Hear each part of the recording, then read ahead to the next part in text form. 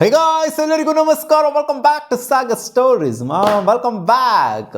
ಇವತ್ತೇನಿದ್ದೋ ಗುರು ಮ್ಯಾಚು, ಮೊದಲನೇ match Namibia Netherlands.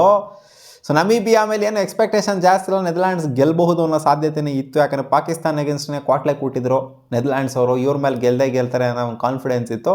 And ಅವರು ಗೆದ್ದಿದ್ದಾರೆ. ಏನಂತ ಹೆವಿ ಮಾರ್ಜಿನ್ ಏನಲ್ಲ, ಅದು ಒಂದು ಓಕೆ. ನೆದರ್ಲ್ಯಾಂಡ್ಸ್ ಅವ್ರ ಮೇಲೆ ಎಕ್ಸ್ಪೆಕ್ಟೇಷನ್ ಇತ್ತು, ನಮೀಬಿಯಾ ಮೇಲೆ ಎಕ್ಸ್ಪೆಕ್ಟೇಷನ್ ಇಲ್ಲ. ಸೊ ಅದು ಓಕೆ ಅಂತ ಅನ್ಬೋದು. ಆ ಮ್ಯಾಚ್ ಅಷ್ಟೊಂದೇನು ಮಜಾನೂ ಕೂಡ ಇರಲಿಲ್ಲ. ಸೊ ಸೆಕೆಂಡ್ ಮ್ಯಾಚ್ ಅಂತ ಬಂದಾಗ ಮಜಾ ಇತ್ತು ಗುರು. ಈ ಮ್ಯಾಚಲ್ಲಿ ಏನು ಆಡಿದ್ದು ಯು ಎ ಅವರು ನಿಜಾಲು ಗುರು 170+ ಹೊಡೆದ್ಬಿಟ್ರಲ್ಲ ಇವ್ರ ಮೇಲೆ, ನ್ಯೂಜಿಲ್ಯಾಂಡ್ ಅವ್ರ ಮೇಲೆ.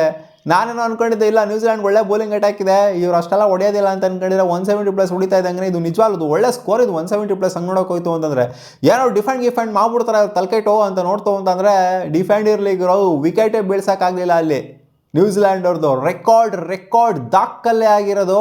ವರ್ಲ್ಡ್ ಕಪ್ಸ್ ಅಂತ ಬಂದಾಗ, T20 ವರ್ಲ್ಡ್ ಕಪ್ಸ್ ಅಂತ ಬಂದಾಗ highest ever partnership for any wicket. Opening partnership ಮಾತ್ರ ಅಲ್ಲ, ಎನಿ ವಿಕೆಟಿಗೆ ಪಾರ್ಟ್ನರ್ಶಿಪ್. 174 ರನ್ಸ್ನ ಪಾರ್ಟ್ನರ್ಶಿಪ್ಪು. ಟಿಮ್ ಶೆಫರ್ಡ್ ಹಾಕೊಂಡು ಚಚ್ಚಿದು, ರುಬ್ಬಿದ್ ಹಾಕೊಂಡು ಫಿನ್ ಆಲನು, ಇಬ್ಬರು 80+. ಏನು ಒಬ್ರಿಗೊಬ್ರು ಒಂಥರ ಮ್ಯಾಚ್ ಮಾಡ್ಕೊಂಡಾರು, ಕಾಂಪಿಟೇಷನ್ ಕೊಟ್ಕೊಂಡು ಹೇಳಿದ್ರು.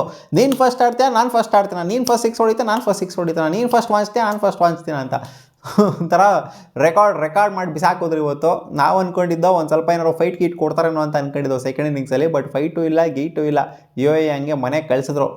ಆಲ್ಮೋಸ್ಟ್ 16ನೇ ಓವರು 15ನೇ ಓವರು ಮ್ಯಾಚ್ನ ಮುಗಿಸಿದ್ದಾರೆ, ಬೇಗನೆ ಮುಗಿಸಿದ್ರು. ಇನ್ಫ್ಯಾಕ್ಟ್ 200 ಹೊಡೆದ್ರು ಕೂಡ, 220 ಹೊಡೆದ್ರು ಕೂಡ ಚೇಸ್ ಡೌನ್. 220 ಗುರು, ಇವ್ರು ಆಡಿದ್ರೆ ಇಂಟೆಂಟ್ ನೋಡ್ತು ಅಂತಂದರೆ 250 ಹೊಡೆದ್ರು ಕೂಡ ಚೇಸ್ ಡೌನ್ ಮಾಡೋವಂಥ ಇಂಟೆಂಟಲ್ಲೇ ಆಡ್ತಾ ಇದ್ದಿದ್ದು. ಟಿಮ್ ಶೆಫರ್ಡ್ ಜೊತೆಗೆ ಫಿನ್ ಆಲನ್ ಸಿಕ್ಕಾಪಟ್ಟೆ ಡಿಸ್ಟ್ರಾಕ್ಟಿವ್ ಆಗಿ ಕಾಣಿಸ್ತಾ ಇದ್ದಾರೆ ಆ ಇಬ್ಬರು ಪ್ಲೇಯರ್ಸು. ಇನ್ಫ್ಯಾಕ್ಟ್ ಯಾವುದೇ ಟೀಮಲ್ಲಿ ಆಡಿದ್ರು ಅಷ್ಟೇ ಫಿನ್ ಆಲನ್ ಜೊತೆಗೆ ಟಿಮ್ ಶೆಫರ್ಡ್ ಕಚ್ಕೊಂತು ಅಂದರೆ, ಇವರಿಬ್ಬರು ಕಚ್ಕೊಂಡ್ರು ಕ್ರೀಸಲ್ಲಿ ಅಂತಂದರೆ ಧೂಳಿಪಟ ಧ್ವಂಸ ಮಾಡಿಟ್ಬಿಡ್ತಾರೆ. ಅದು ಇಂಡಿಯಾ ಆದರೂ ಸರಿ, ಯಾರೇ ಆದರೂ ಸರಿ, ಇವರಿಬ್ಬರು ವಿಕೆಟ್ ಅಂತೂ ಮೇಯ್ನಾಗಿ ಎತ್ತಬೇಕು. ಯಾವುದೇ ಟೀಮ್ ಆದ್ರೂ ನ್ಯೂಜಿಲ್ಯಾಂಡ್ನ ಗೆಲ್ಲಬೇಕು ಅಂತ ಅಂದಾಗ, ಅಂದರೆ ನ್ಯೂಜಿಲ್ಯಾಂಡ್ ಮೇಲೆ ಗೆಲ್ಲಬೇಕು ಅಂತ ಅಂದಾಗ. ಮೂರನೇ ಮ್ಯಾಚ್ ವಿಚಾರಕ್ಕೆ ಬಂತು ಅಂತ ಅಂದಾಗ ಯು ಎಸ್ ಎ ಮೇಲೆ ಎಕ್ಸ್ಪೆಕ್ಟೇಷನ್ ವಿಪರೀತವಾಗಿತ್ತು. ಪಾಕಿಸ್ತಾನದವ್ರಿಗೆ ಹಾಫ್ ಕೀಪ್ ಇಟ್ಬಿಡ್ತಾರಾ? ಲಾಸ್ಟ್ ಸೀಸನ್ನು 2024 ಹಾಫ್ ಇಟ್ಟಂಗೆ ಈ ಸೀಸನ್ ಕೂಡ ಹಾಫ್ ಕೀಪ್ ಇಟ್ಬಿಡ್ತಾರಾ ಅಂತ ಒಂದು ಸ್ವಲ್ಪ ಮಟ್ಟಿಗೆ ಅದೇ ಇತ್ತಲ್ಲ ಗುರು. ಸ್ವಲ್ಪ ಫೇವ್ರೇಟ್ಸ್ ಅಂತ ಏನೂ ಇರಲಿಲ್ಲ ಈ ಮ್ಯಾಚಲ್ಲಿ ಪಾಕಿಸ್ತಾನದವರು. ಯಾಕೆಂದರೆ ಲಾಸ್ಟ್ ಸಲ ಆಫ್ ಇಡಿಸ್ಕೊಂಡಿದ್ರು ಆಗಲೇ. ಸೊ ಅದಕ್ಕೋಸ್ಕರ ಒಂಥರ ನ್ಯೂಟ್ರಲ್ ಆಗಿತ್ತು ಈ ಮ್ಯಾಚ್. ಏನು ಬೇಕಾದ್ರೂ ಆಗ್ಬೋದು ಅನ್ನೋ ಒಂದು ಎಕ್ಸ್ಪೆಕ್ಟೇಷನ್ ಇತ್ತು. ಇಲ್ಲ ಗುರು, ಯು ಎಸ್ ಎ ಅವ್ರು ಗೆದ್ಬಿಡ್ತಾರೆ ಅನ್ನೋ ಥರ ಹೋಪ್ ಮಾಡ್ತಾ ಇದ್ವಿ. ಯಾಕಂದರೆ ಇಂಡಿಯಾ ಮೇಲೆ ಸಖತ್ತಾಗಿ ಪರ್ಫಾರ್ಮ್ ಮಾಡಿದ್ರು ಯು ಎಸ್ ಎ ಅವರು, ಇವ್ರಿಗೆ ಆಫ್ ಇಡ್ಬೋದು ಅಂತ. ಬಟ್ ಇಲ್ಲ, ಕನ್ವಿನ್ಸಿಂಗ್ ವಿಕ್ಟರಿ ಆಗಿರೋದು ಪಾಕಿಸ್ತಾನದವ್ರಿಗೆ. ಯೂಸ್ಟು ಆಗೋಗ್ಬಿಟ್ಟಿದ್ರೆ ಪಾಕಿಸ್ತಾನದವ್ರು ಶ್ರೀಲಂಕನ್ ಕಂಡೀಷನ್ಗೆ. ಏನು ಪಾಕಿಸ್ತಾನದವ್ರು 5 ಜನ ಸ್ಪಿನ್ನರ್ಸ್ ಹಾಕೊಂಡು ಗುಮ್ತಾರಲ್ಲ ಬಂದ್ಬಿಟ್ಟು, ಹಂಗೇನೆ ನಿಜಾಲೋಗ್ರು ಸೀರಿಯಸ್ ಆಗಿ ಟಫ್ ಇದ್ದಾರೆ ಪಾಕಿಸ್ತಾನದವರು. ಅಷ್ಟು ಈಸಿ ಆಗಂತೂ ಕಾಣಿಸ್ತಾ ಇಲ್ಲ. ನಾನು ಅಂದ್ಕೊಂಡಿದ್ದೆ ಇಲ್ಲ ಈಸಿ ಇದೆ ಪಾಕಿಸ್ತಾನ ಅಂತ. ಖಂಡಿತ ಯೂಸ್ಟು ಆಗಿದ್ದಾರೆ, ಚೆನ್ನಾಗೇ ಕಾಣಿಸ್ಕೊಂತಿದ್ದಾರೆ. ನೆದರ್ಲ್ಯಾಂಡ್ಸ್ ಹೆಂಗೆ ಸ್ವಲ್ಪ ಕ್ಲೋಸಿಗೆ ಬಂದಿರ್ಬೋದು. ಅದು ಬಿಡ್ತು ಅಂದರೆ ಇವತ್ತು ಆಡಿದ ಆಟ ಎಲ್ಲ ನೋಡ್ತು ಅಂತಂದರೆ ನೆದರ್ಲ್ಯಾಂಡ್ ಕೂಡ ಚೆನ್ನಾಗಿದೆ ಟೀಮು, ಯು ಎಸ್ ಎನೂ ಕೂಡ ಚೆನ್ನಾಗೇನಿದೆ ಟೀಮು.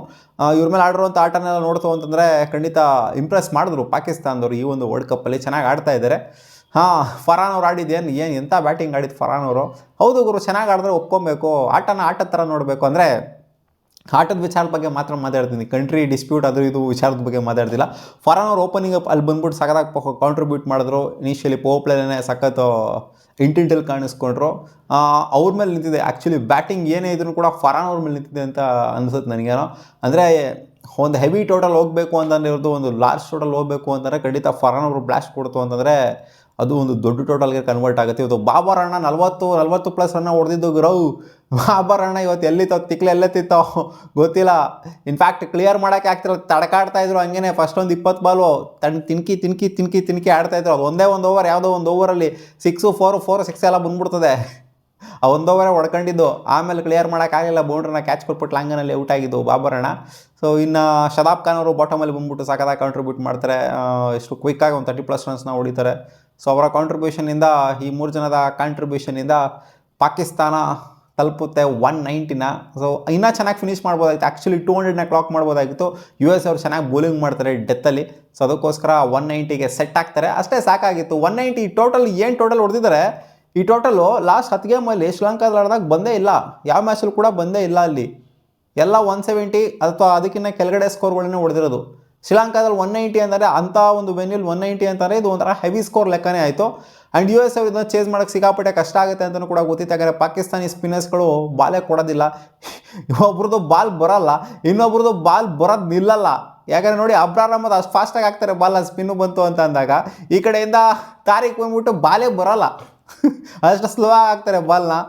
ಸೊ ಒಂಥರ ಎಲ್ಲ ರೀತಿಯ ವೇರಿಯೇಷನ್ ಇಟ್ಕೊಂಡ್ಬಿಟ್ಟವ್ರೆ ಇವರು ಪಾಕಿಸ್ತಾನಿ ಸ್ಪಿನ್ನರ್ಸು. ಫಾಸ್ಟ್ ಅಂದರೆ ಫಾಸ್ಟು, ಸ್ಲೋ ಅಂದರೆ ಸ್ಲೋ, ಮೀಡಿಯಮ್ ಅಂದರೆ ಮೀಡಿಯಮ್ಮು, ಫ್ಲೈಟ್ ಅಂದರೆ ಫ್ಲೈಟು, ಎಲ್ಲ ರೀತಿಯ ವೇರಿಯೇಷನು ಪಾಕಿಸ್ತಾನಿ ಸ್ಪಿನ್ನರ್ಸಿಗಿದೆ. 5 ಜನ ಸ್ಪಿನ್ನರ್ಸು ತಿಂದಾಕ್ಬಿಟ್ರು ಯು ಎಸ್ ಎ ಬ್ಯಾಟರ್ಸ್ಗಳನ್ನ.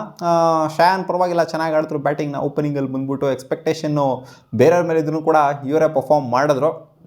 ಜೊತೆಗೆ ಅಲ್ಲಿ ಶುಭಮ್ ಅವ್ರು ಬಂದ್ಬಿಟ್ಟು ಬಾಟಮಲ್ಲಿ ಚೆನ್ನಾಗಿ ಪರ್ಫಾರ್ಮ್ ಮಾಡಿದ್ರು. ಸೊ ಇನ್ನೇನಲ್ಲಿ ಫಿನಿಷ್ ಮಾಡೋಕ್ಕಾಗಲ್ಲ ಅಂತ ಗೊತ್ತಾಗಿತ್ತು. ಈ ಒಂದು ವಿಕೆಟಲ್ಲಿ ಇದೇನು ಮುಂಬೈ ವಿಕೆಟಾ, ಡೆಲ್ಲಿ ವಿಕೆಟಾ, ಬೆಂಗಳೂರು ವಿಕೆಟಾ, ದೊಡ್ಡ ಬೌಂಡ್ರೀಸು, ಸಿಕ್ಕಾಪಟ್ಟೆ ದೊಡ್ಡ ಬೌಂಡ್ರೀಸ್ಗಳು. 6 ಹೊಡಿಬೇಕು ಅವ್ರ ನರಾಕಿತ್ತು ಹೊಡಿಬೇಕು, ಹಂಗೈತಲ್ಲಿ.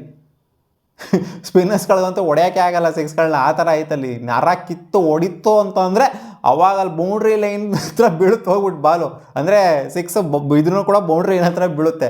ಆ ಥರ ಬೌಂಡ್ರಿಗಳನ್ನ ಕೊಟ್ಟವ್ರಲ್ಲಿ ಶ್ರೀಲಂಕಾದಲ್ಲಿ. ನಿಜವಾಗ್ಲೂ ಒಂಥರ ಸಿಕ್ಕಾಪಟ್ಟೆ ಅಡ್ಯಾಪ್ಟ್ ಆಗಿ ಹೋಗ್ಬಿಟ್ಟಿದ್ರೆ ಅಂತ ಅನ್ನಿಸಿದ್ರು ನೀವು ಪಾಕಿಸ್ತಾನದ್ರು ಸಿನಾರಿಯೋಗೆ, ಸಿಚುವೇಶನ್ಗೆ.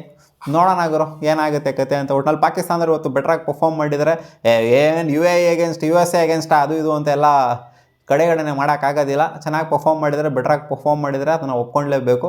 ಸೊ ನಿಮ್ಗೆ ಏನು ಅನಿಸ್ತಪ್ಪ ಇವತ್ತಿನ 3 ಮ್ಯಾಚು? ಒಂದು ನೋಡ್ತು ಅಂದರೆ ಹಿಸ್ಟಾರಿಕ್ ರೆಕಾರ್ಡ್ ಬೇರೆ ಕ್ರಿಯೇಟ್ ಮಾಡಿಬಿಟ್ಟಿದ್ರೆ, ಇನ್ನೂ ಒಂದು ಕಡೆ ಪಾಕಿಸ್ತಾನದವರು ಕನ್ವಿನ್ಸಿಂಗ್ ಆಗಿ ಗೆದ್ದಿದ್ದಾರೆ. ಕಾಮೆಂಟ್ ಸೆಕ್ಷನಲ್ಲಿ ಹಾಕಿ ನಿಮ್ಗೆ ಅನಿಸ್ತು ಅಂತ.